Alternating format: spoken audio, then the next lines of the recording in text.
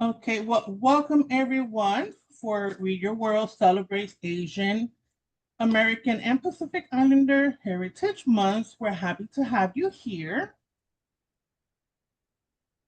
Let me introduce you to the Read Your World team. You've probably seen us, in virtual events. Definitely you have seen Liana. She's our social media manager. She's here with us, and Mia as well, co-founder and president of Read Your World. And yours truly, a more behind the scenes kind of gal. Wonderful. So a few housekeeping items. You can enable closed captioning. Everyone will be muted except for our host. And today's event will be recorded. You can comment or ask questions via the chat feature. Now, let us know in the chat, where are you from? Are you a parent, educator, librarian, author, or just simply a supporter? So please let us know in the comments and in the chat. Okay, wonderful. I see we have Joe from Seattle, Washington. Okay, Kimberly. Let me see. Danielle from Michigan. Hey, Danielle, she's one of our supporters too. She never misses one of our events. Thank you. Let me see. Shirley, wonderful. Awesome. Kimberly, I see you were sharing about it on Blue Sky. Thank you. Thank you for helping publicize this. Wonderful. Well, thank you so much. Okay. Camelia, from Canada. Awesome. Welcome. Awesome supporter. Help stock our neighborhood book lending library, Joe. Well, thank you, Joe. We appreciate it. Okay, so now, very important, we've been advertising and promoting our giveaway. So we're gonna ask you to ask questions and or drop comments in the chat box for a chance to win one of 5 giveaway bundles. Okay, so the winner will be selected randomly after each guest panelist. So it'll show giveaway 1, and then we'll randomly select the winner. So now, with I want to go ahead and introduce Mia. She is also not only the co-founder, the president, she's also our moderator for tonight. Mia Wenjen is half Japanese and half Chinese American and married to a Korean American. This unusual ethnic combination made her seek out all kinds of Asian representation in children's books for her 3 kids. She started a blog, pragmaticmom.com, to share her favorite books, and a nonprofit, Read Your World, to celebrate and give away diverse children's books. So you have her QR code there, so you can find out more information on her work and on her website. And Liana has already dropped the website in the chat box as well. So Mia Wenjen also has her newest picture books, The Traveling Taco, about food as immigrants. We Sing from the Heart, how the Slants took their fight for free speech to the Supreme Court, about Simon Tam's fight to trademark his band's name, and Boxer Baby Battles Bedtime, about a toddler who won't nap, featuring boxing idioms. So let's welcome Mia. And now we have Liana. Aditi Wardhan Singh is one of our panelists. She's an award-winning author known for the Sparkling Me series and books on multicultural parenting. She's a leading voice on cultural sensitivity and empowerment. She's been featured on NBC, CBS, HuffPost, and more. She founded raisingworldchildren.com to support diverse voices. And in her spare time, after doing all of that, she enjoys dancing, volunteering, and time with her 2 kids. And I'm going to put her website here so you have that. And her upcoming works include multicultural books for middle schoolers, and as that will be a story about the invasion of Kuwait, and a fantasy series featuring Asian American kids. And you can also see her other published, her picture books there. Wonderful. Okay, so just a minute.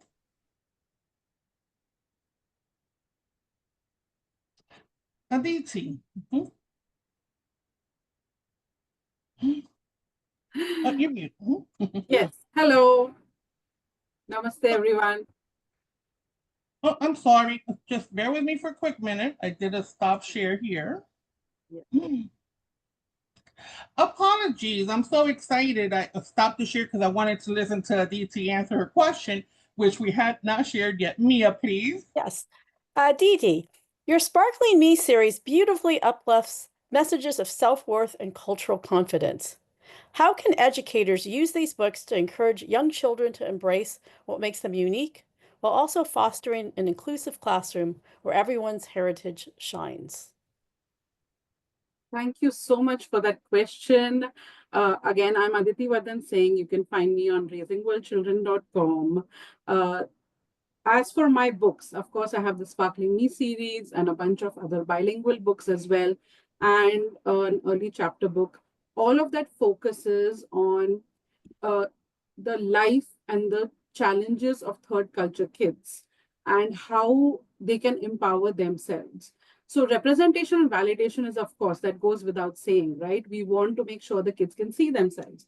So for example, you have the Sparkles of Joy, where I have all my book, all the Sparkling Me series all have different children from different walks of life, different races, sharing space together. So of course that goes without saying, where they look at the cover and most of them can see themselves, and those who cannot, of course, we find ways in which to incorporate them through conversation. And here's the many ways in which we can. Number one is, of course, fostering curiosity of cultures and choices. What do I mean by that? So when I'm reading any of my books, for example, this would apply to any multicultural book. When you see traditions being celebrated or small traditions being followed, rituals being followed, you will see, like, for example, the grandparents are sitting here. So I have words specially used for what they call the grandparent. Now, this is a great moment in which to ask the children, what do you do at home? What do you call your grandparents? And often I will kid you not, out of 20 kids, 15 will stand up and say, oh, they'll raise their hand. I call my grandparent Nana. I call my grandparent this or that.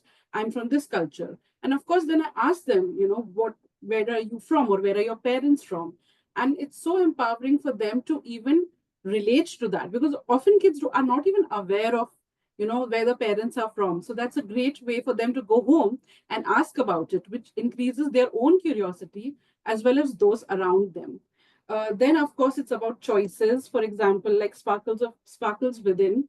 This is about finding your inner talent, finding who you are, uh, how you can be more confident, how you can overcome stage fright, but with teamwork.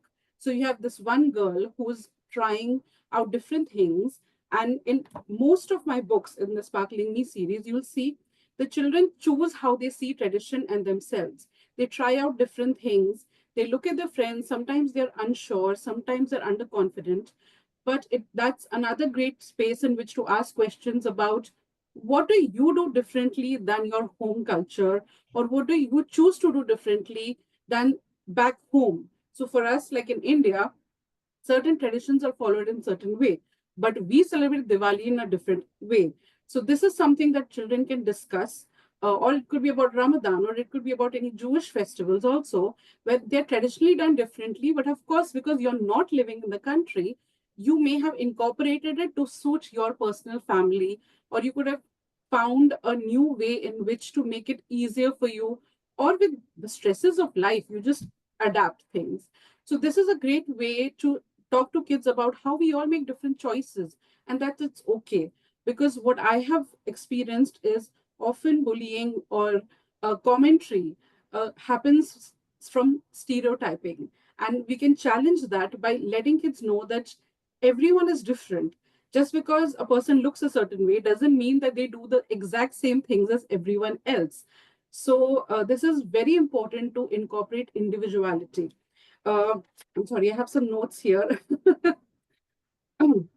So another thing that is that we can use books like these to talk about the role of cultures as a mindset to build empathy and use science. What do I mean by that? So like Sania's New Starts is about this girl who has many new beginnings. She gets new glasses, she gets a new home, she has her first fight with her newfound friend. And then you have books like How Our Skin Sparkles or Small or Tall, which use science to let kids know that who we are is, yes, it is our race, it is our culture, but it's also where we are and who we are inside. And that's what really matters. Again, this is all about using these books through reading comprehension questions and finding resources to help with what you read. So just don't read a story linearly. Make sure wherever there are points of creating conversation, you have to make sure to do that. All the books that I have written, they all have, I don't call them books, I call them experiences, because every book in the end has questions that you can ask kids, and they have activities to do as well as a classroom or with your parents, where you can cook a recipe or you can do a classroom activity. And of course, I do have classroom guides up on the website, which you can just download and read, use them along with the books. Of course, that's the most simplest way to use my books, which is use the classroom guides. The third way is the bilingual books that I have.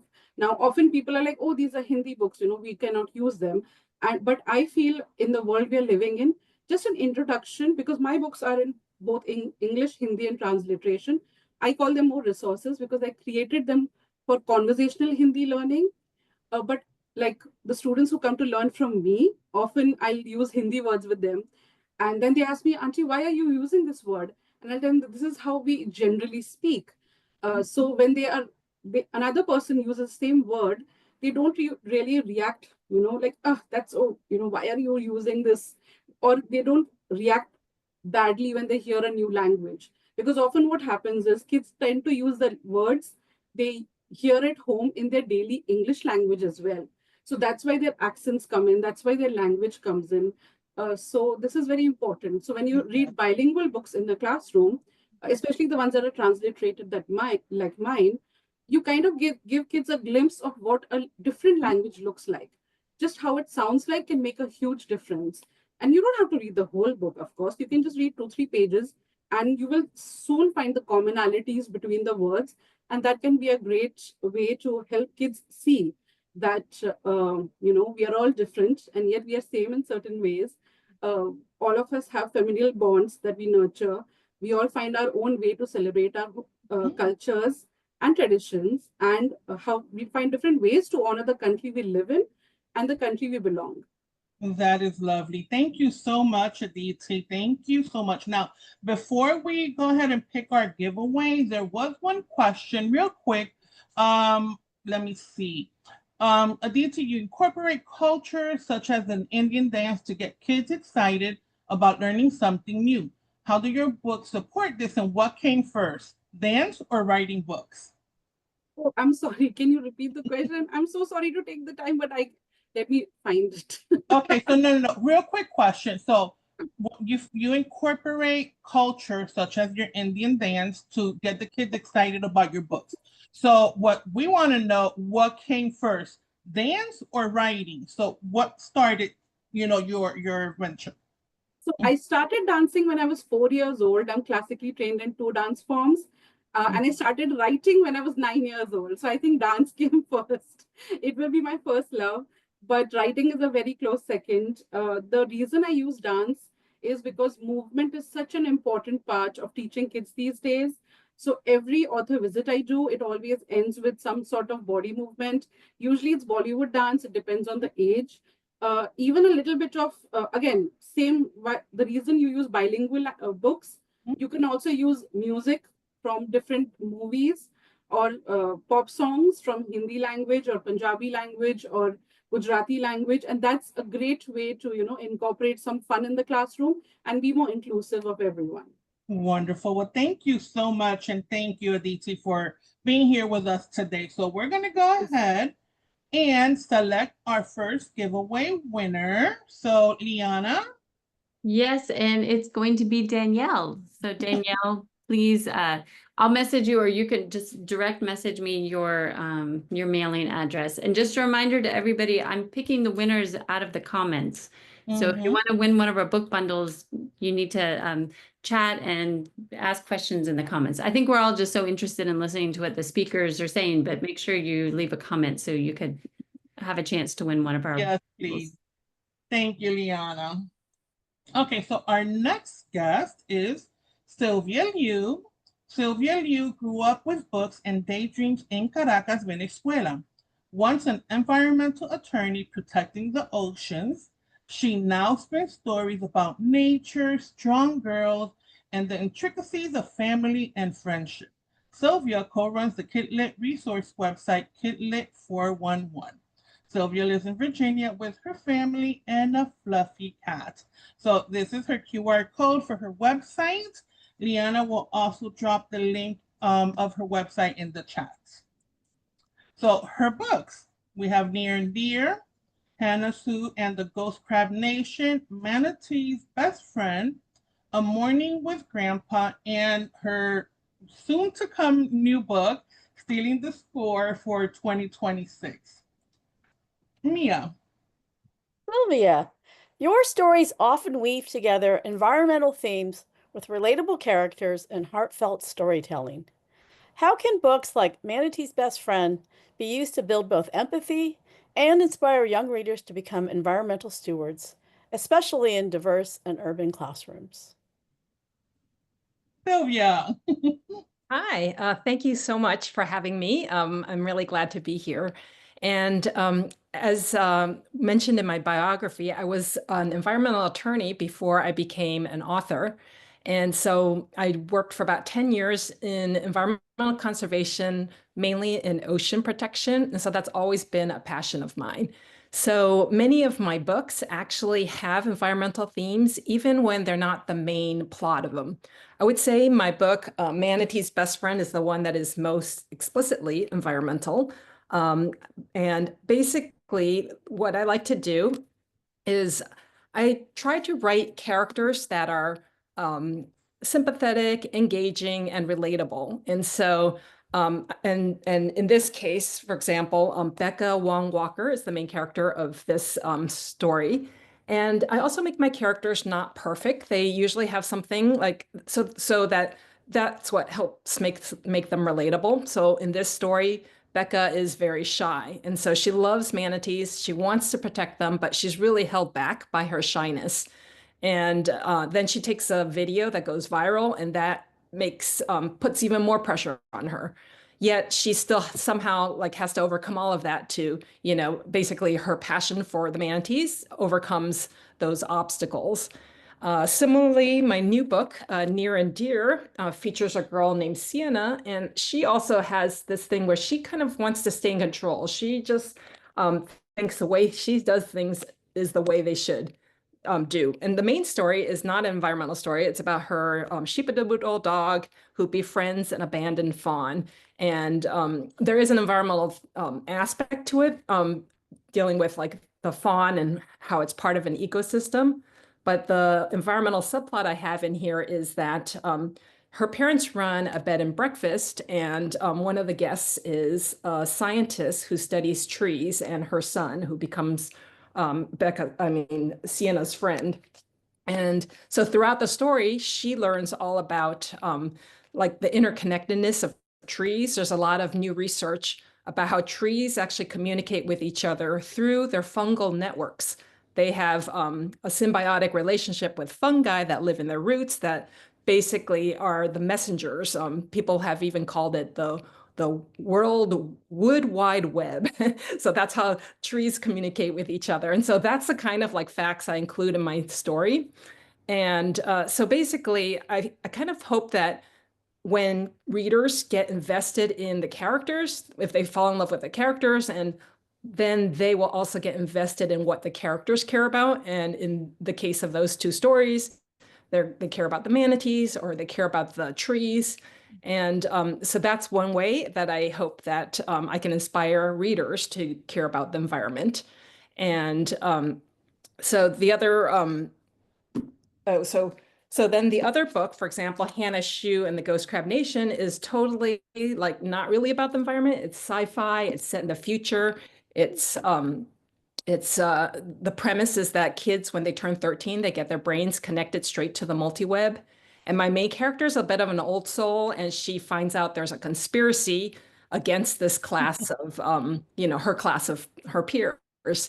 But like the background of the story is that it's set in the near future, about 30 years from now, and the world has a lot of like environmental issues. It's sort of like global climate change has kind of really impacted this world. And so it does play a part in sort of the subplot and a lot of the things that are going on in the conspiracy, which I can't really describe any further. But anyway, so then the other thing I guess I would just say is that like, I do think that I also try to always have diverse characters. So my main characters usually tend to be Asian American, Chinese American, but all the friends and side characters are very diverse. They are Latinos, they're Black, they are of different religions and cultures. And so in that sense, I hope that students, especially in diverse and urban environments, they can see themselves in the characters. So that's like the mirror, but then they might learn something new about the environment. That's the window, right? They might not know about manatees, but hopefully they might be inspired to find out more about them. Wonderful. Thank you so much, Sylvia. We do have a question for you. What is your pet passion regarding the environment? Oh, what's my pet passion? Regarding the environment. I mean, I guess it would probably be climate change, and that's really, I think, the biggest thing that, really affects us all and in a large scale. But then sort of more personally, as I mentioned, like oceans and sea turtles are specifically something close to my heart. So yeah. Wonderful. Well, thank you so much. So we are ready. We're ready for giveaway number 2, Liana. Yes, and that winner is Destiny Lawyer. So if you can direct message me your mailing address, congratulations. Congrats. Awesome. Okay, so now our next guest panelist, Liana. Yes, I get to introduce Diana Huang, who I just interviewed last week. She's born in Southern California to Chinese American immigrant parents. Diana Huang struggled early in school, but found a lifelong passion for visual arts. She's an author, an illustrator, and holds BFAs from USC and OTIS and an MAT from USC. Diana's worked across art and non-art industries while building her own story worlds. She's the author and illustrator of multiple books, including the Elemental Horses book series, which the latest one just came out in 2023. Intrepids, a sci-fi fantasy novel for 5th to 8th graders, which came out in 2020. Vicky, an urban legend in 2022. And Cooking the Books, a cartoon humor book about idioms in 2019. And also, I believe it has a sequel you can see there, Five Finger Discount, which just came out, I think, this year. Right. Awesome. Okay, Diana. Hi. Oh, can you go back to the slide deck? Okay, hold on a second. I'm just too excited just to listen to you guys. Hold on. There you go. Diana, how can books like Vicky or Intrepids help older students talk about things like identity, creativity, and real-life challenges, especially by using speculative fiction as a fun and imaginative way to explore those topics? So now. Oh, okay. I had a very stressful childhood because of the language barriers, which caused academic trouble when I was in the K to 6. And also I experienced like bullying. And that's a very difficult topic to talk about. And I had a hard time writing the first chapter, which reveals the character of this character. I created a fictional character to write out that very difficult part that happened to me in 6th grade. And I held that incident inside me for decades, and I wanted to address it eventually.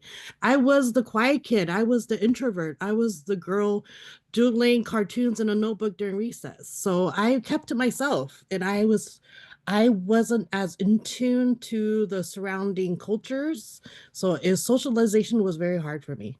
So and then this Intrepid is a adventure book that, and the heroine is an introvert. I read a lot of books about young girls, middle age school girls, spunky, outgoing, have great family relationships, awesome friends, and they're the life of the party. And then they have a lot of attitude.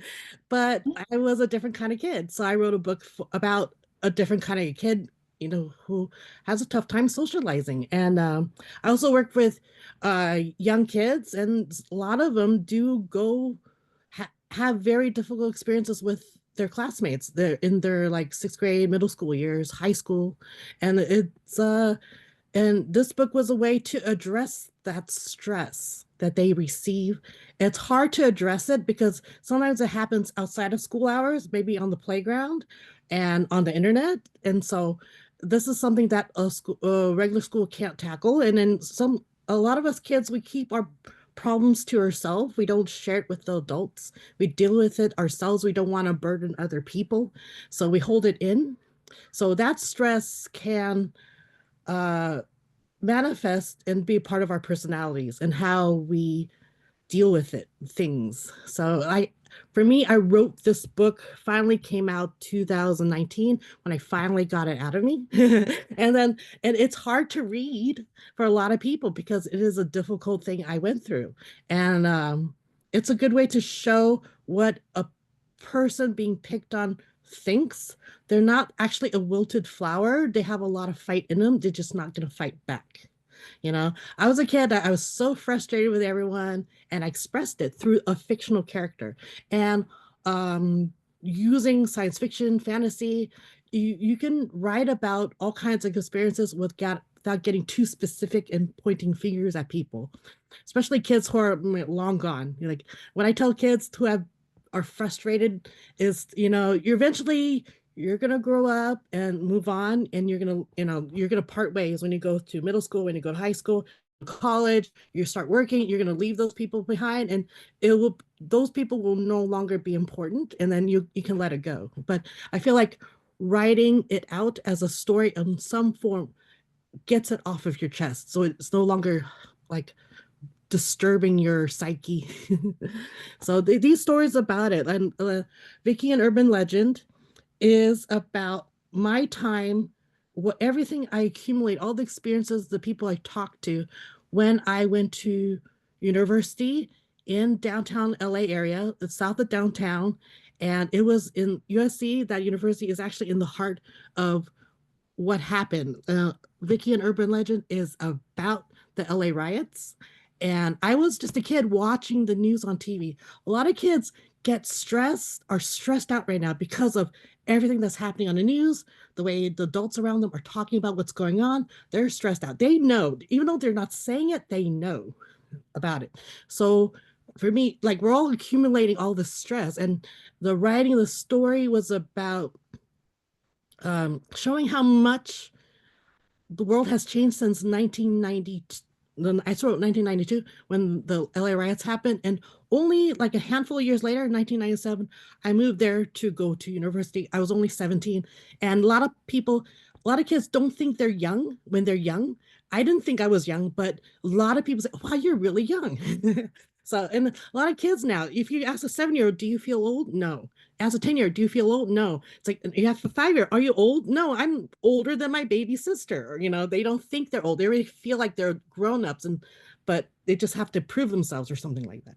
So so I wrote that story about my interactions with the people around me, and I used a fictional story, and I did a little time travel as if I were actually in the LA riots when it happened, because I was in those neighborhoods. I saw the conditions that created them, and the interacting with the Koreans, African American population there, Hispanics, being a Chinese person there. Back then, before K-pop, I wrote a little fun little like a K-drama style teen story in standard models. K-pop has and K-dramas are now popular, but it wasn't this way. A lot of kids think just because the way it is now around them has always been this way. And we all need to sort of teach recent history to show it's changed a lot, even from the 1980s and 1990s, even year 2000, it's a lot different. Oh, and they will do stuff and it will change their future. You can change the future as collective, working together, and that nobody's into this alone. Exactly. And then I thought I was alone, but it turns out I wasn't. The struggle is huge. Thank you. Thank you so much, Diana. Thank you for sharing your experiences and sharing what happened to you through your book. So now I have a question for you in the chat. Do your stories come to you visually first or as words? Because you're most of them came to me visually first. okay. Elemental horses, I was drawing carousel horses since I was in 6th grade. I like designing my own carousel. I was a horse girl. You love horses, I was designer horses. So and then let's see, the Intrepids, I was a character artist at the LA Zoo, and all the other artists around me were making their own comic books. I was like, okay, you know what? I should make my own comic book too. So I started doing that, drawing the pages that became the first couple of chapters of Intrepids. Wonderful. But it was a lot of work. So I went back to just doing text. Well, that's wonderful. Well, thank you so much. So now it's time to pick our giveaway number 3, a winner for the giveaway number 3. So Liana, whenever you're ready. Yes, congratulations to Joe Wong. Joe, please direct message me your mailing address. Congrats. Awesome. We're going to continue. Okay, so our next guest panelist is Nancy Hope. Nancy Hope is Executive Director of the Freeman Book Awards, which recognizes quality literature for young adults and children on East and Southeast Asia. She lived in Japan for 8+ years, first as a line officer in the United States Navy, and then as a designer and a dyer of kimono. Later as the Associate Director of the Kansas Consortium for Teaching About Asia. She promoted international education at the K-12 level through seminars, workshops, and study tours for teachers. You can scan her QR code, and the website for the Freeman Book Awards will be dropped in. It's already dropped in the chat. So Nancy, okay, just a minute. Okay, Mia. Yes, Nancy. The Freeman Book Awards have become a powerful platform for highlighting exceptional stories from East and Southeast Asia. How do you see these award-winning books helping educators and families expand their understanding of Asian cultures, and what impact do you hope they have on young readers? Well, thank you very much to Read Your World for inviting me to this important gathering of teachers, librarians, parents, and homeschool educators and others, because we're doing important work. What we're doing is expanding the vocabulary of our children, especially through picture books. Not only the verbal vocabulary, but the visual vocabulary. We're giving them a greater data set. The Freeman Book Awards are books that are chosen by committees for first their cultural and historical accuracy. In my, I have a PDF of a PowerPoint, which is on the resource page. You can look at it. I have lists of how to choose, what criteria to use to choose a book on Asia. Right? And certainly the books that we've heard about tonight, Asian cultures, Asian Americans, of course, would meet these criteria. But I think the two most important criteria is the book historically and culturally accurate? And is it appropriate for the age level at which it is pitched? And so our committees first look at all the submissions for cultural and historical accuracy. And those people are Asian specialists, usually academics. And then our committees of teachers, librarians, school librarians, and teacher educators, that means professors of education, then look at those books that have met the cultural and historical accuracy bar for are they appropriate for classroom use. Now, usually and facilely, we often teach about other cultures through food, festivals, and flags. Fortunately, in the past 20, 30 years, we've gone beyond that. But look at the slide we have up here. These are winners in the some of the winners in the children's category for 2024 of the Freeman Book Awards. A Roof is about Philippine people who build their houses flimsily. We'd say flimsily, I guess, but it's not nailed tightly together. So when the typhoon comes, it can fall apart. They can construct it back together. And it's a story of villagers constructing this particular house after a typhoon, showing how people live and how people work together.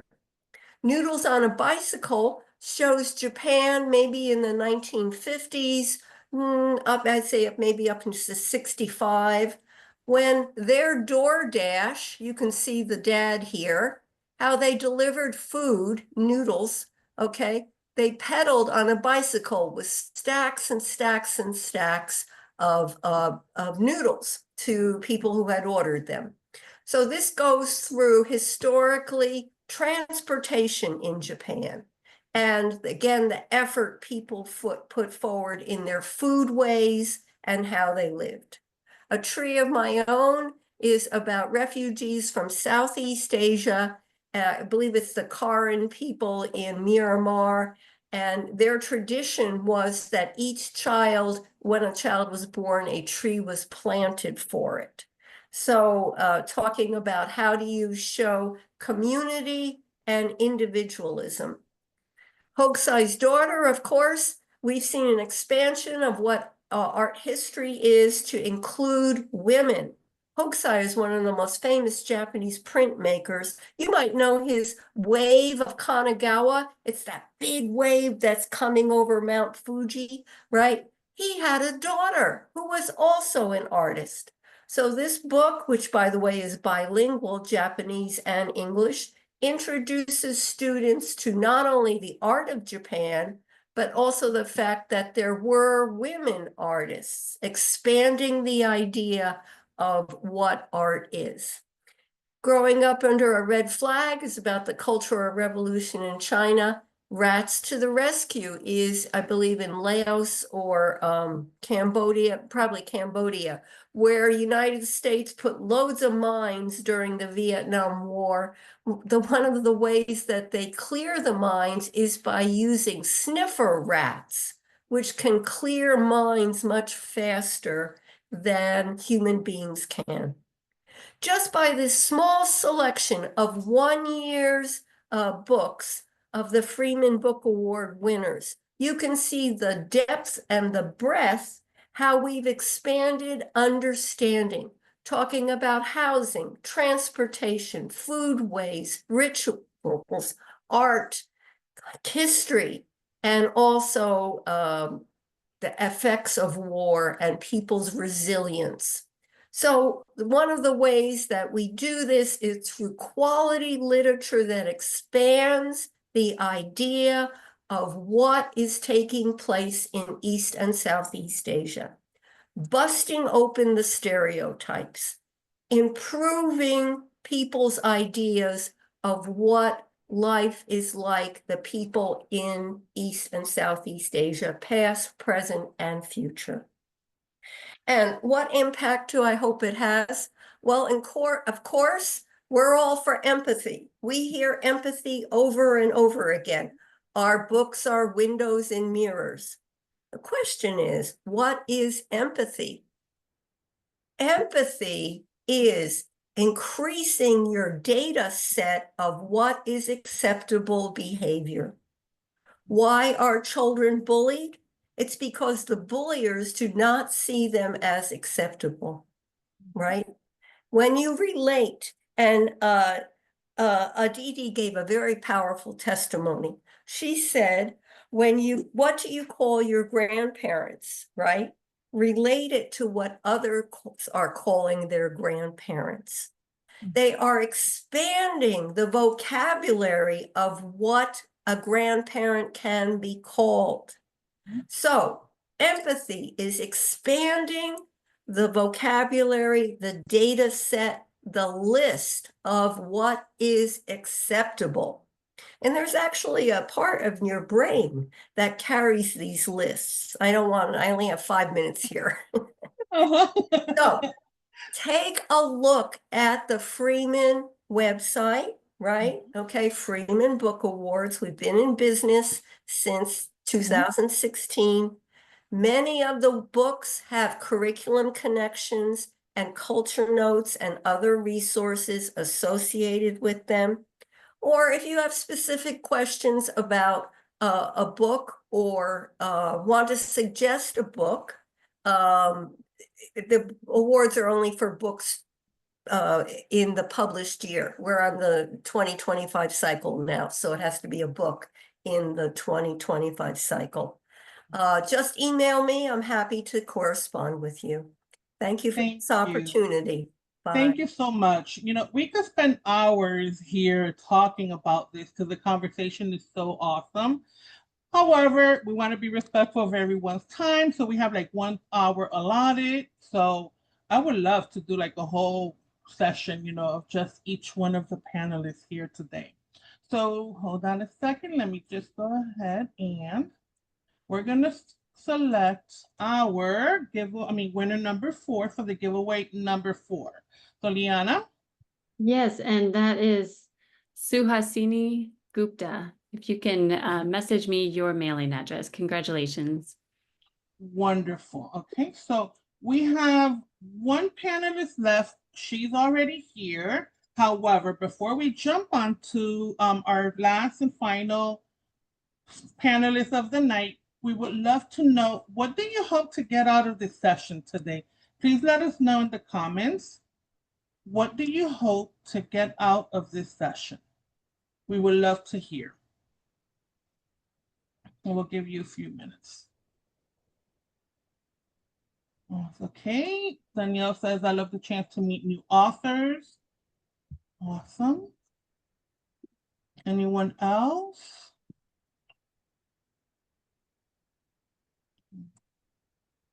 So we have a very, very quiet crowd tonight, but we do appreciate you all here. So we're just gonna go ahead and move on. Okay, Norma says, learn about new titles and inspiration, community. I love hearing about the books, especially from the author. I'm excited to see you. Oh, thank you, everyone. I like learning about new books I might not know about. Okay, so Heather, I changed from high school art to elementary school art about 1.5 years ago. So I love learning about new books and authors. Wonderful. Well, thank you so much. Okay. Oh, to be inspired by others, Maria. So our next guest, thank you, Stacy. Listening to each author's perspective and creativity is awesome. Okay, so our next guest is Maria Wen Adcock. Maria is the 1st generation Chinese American writer and founder of the award-winning multicultural parenting blog biculturalmama.com. Maria has been featured on the Dr. Oz Show, Bloomberg News, and Huffington Post. She serves on the board of Multicultural Kid Blogs, co-hosts Read Your World Day, and works in the children's department at her local library. And she lives on Long Island with her husband and 2 children. This is her QR code, so you can visit her website. in her books, it's Chinese New Year Curious George from 2023, and her new in her book, My Name is Eileen. So she'll talk about that shortly. Okay, so Mia. Maria, My Name is Eileen explores identity, belonging, and the power of names. How can educators use Eileen's story to spark meaningful conversations in the classroom about bicultural experiences, self-acceptance, and the importance of honoring students' cultural backgrounds? Right. So hello, everyone. I'm Maria Adcock, and thank you so much for having me here today. I'm very excited to see such inspiring women here today. And to answer your question, I hope that Eileen's story, who's the main character in My Name is Eileen, I hope that her story can help children become culturally aware and honor those with diverse backgrounds, whether it's in the classroom, the bus, or the cafeteria. So for many students where English is their second language, they may have names that are uncommon to the dominant culture. But this isn't just exclusive to them, because even those kids where English is the primary language, they may have unique names too. So Eileen's story, I believe, would promote social emotional skills such as kindness and empathy. And to talk about that a little bit more, my personal experience, when I was growing up, I did not tell anyone my middle name because it was in Chinese and it was hard to pronounce. And it was Ying Shin. So I just knew that, people wouldn't be able to say it. They would question me, can you say it again? Much less even spell it. And then regarding my last name, which was Wen, W-E-N, some kids thought it was kind of weird because it sounded like the English word when, as in, when are you going somewhere? And they would actually spell my name that way. But then back then I was kind of shy and I just wanted to fit in. So I didn't say anything, even though it was incorrect the way they spelled my name. So that's why in my new book that's coming out soon, My Name is Eileen, I had Eileen stand up for herself and be proud and share her heritage with the other students. And I hope that this will inspire other children in similar circumstances to do the same. So as parents prep their kids for the new school year, I think that Eileen's story could be a really great starting point for kids to express their feelings about starting school.